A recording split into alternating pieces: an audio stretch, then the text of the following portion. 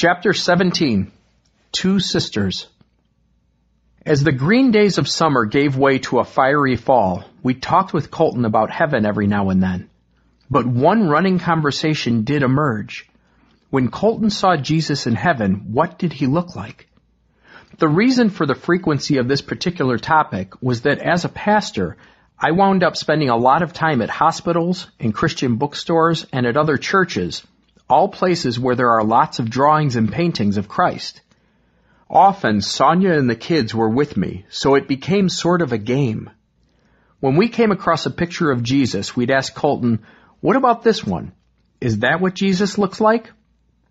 Invariably, Colton would peer for a moment at the picture and shake his tiny head.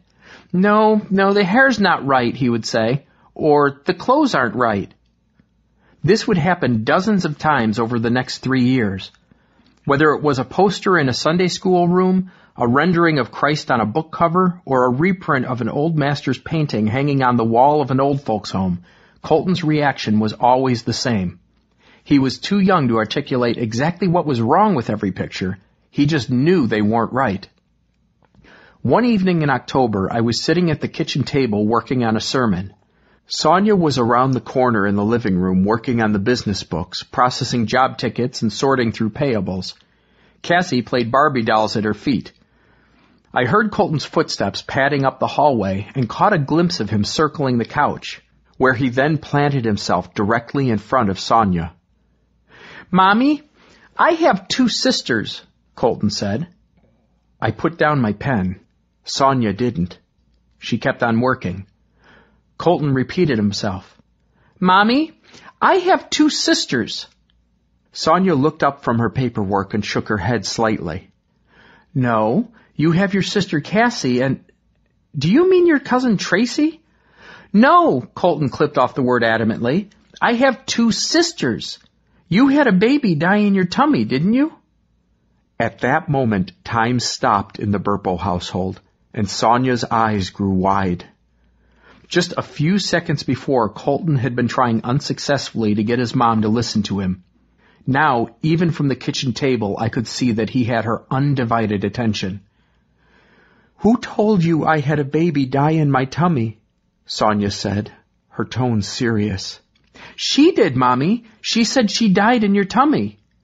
Then Colton turned and started to walk away.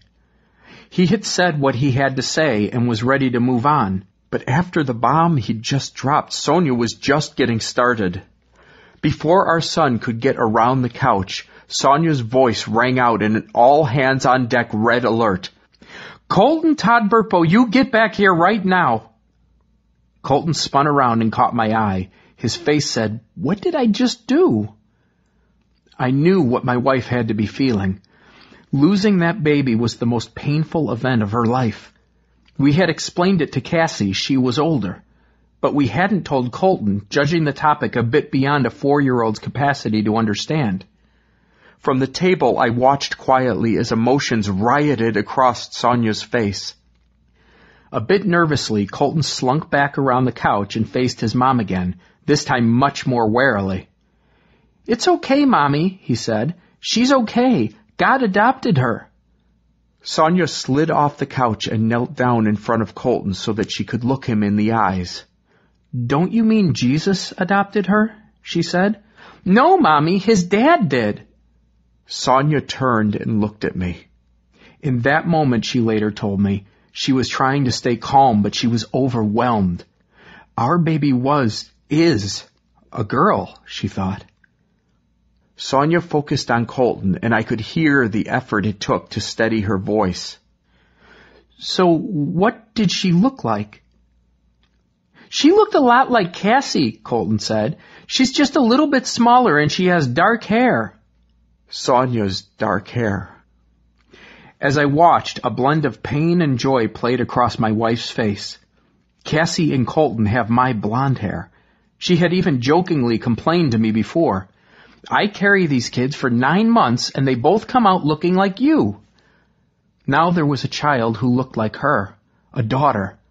I saw the first hint of moisture glint in my wife's eyes. Now Colton went on without prompting. In heaven, this little girl ran up to me and she wouldn't stop hugging me, he said in a tone that clearly indicated he didn't enjoy all this hugging from a girl. Maybe she was just happy that someone from her family was there, Sonia offered. Girls hug. When we're happy, we hug.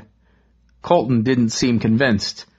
Sonia's eyes lit up and she asked, "What was her name? What was the little girl's name?" Colton seemed to forget about all the yucky girl hugs for a moment.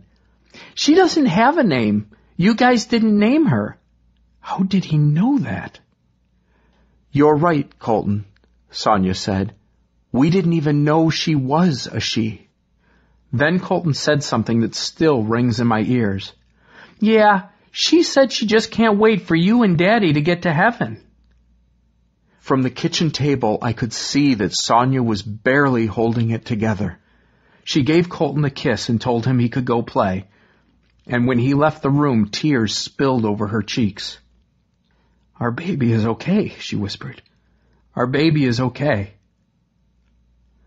From that moment on, the wound from one of the most painful episodes in our lives, losing a child we had wanted very much, began to heal.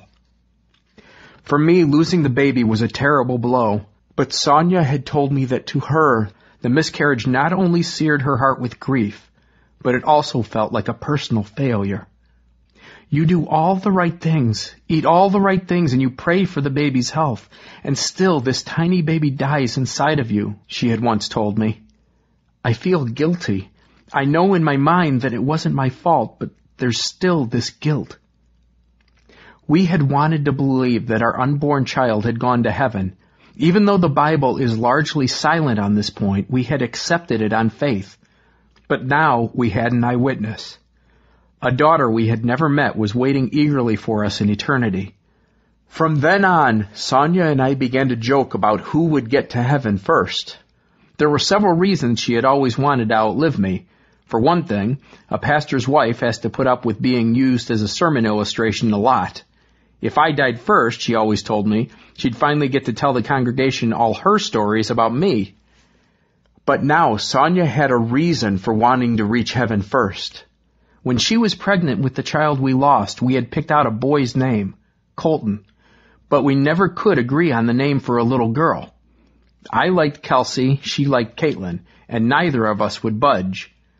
But now that we know our little girl doesn't have a name yet, we constantly tell each other, "I'm going to beat you to heaven and name her first."